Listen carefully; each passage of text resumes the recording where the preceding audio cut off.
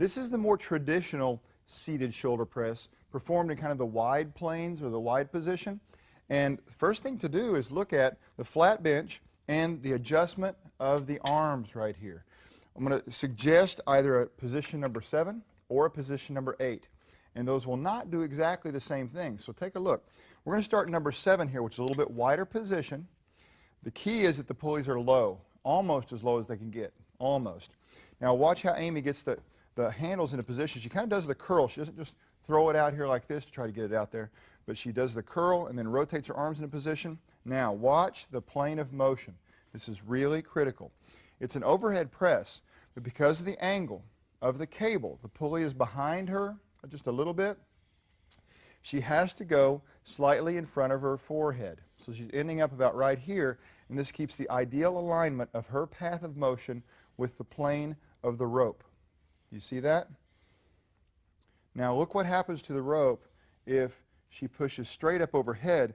You see we have a separation between where her shoulder is and where the rope is, and that's kind of pulling back on her also. You want to avoid that by aligning your path of motion with the rope / pulley. There you go.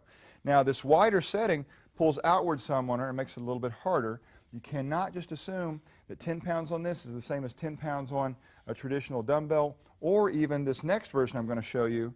This would feel a little tiny bit easier as I go narrower to position number 8. So now the pulleys are down a little bit closer. She still has this angle of the rope, so she's pushing up and away, and a slightly forward angle to the overhead press. There you go. Now look, on all of these seated shoulder presses, she's working real hard. Maybe the most important part of this is keeping everything stable in the trunk and in the spine. So she's got her abs tight, she's got her entire trunk muscles tight, she's got her chest raised, her rib cage up. She's letting her shoulders move up like she's reaching forward and letting her shoulder blades move down. Those shoulders have got to move, shoulder blades have got to move in order to get that full motion. Let me show you what you probably won't want to do.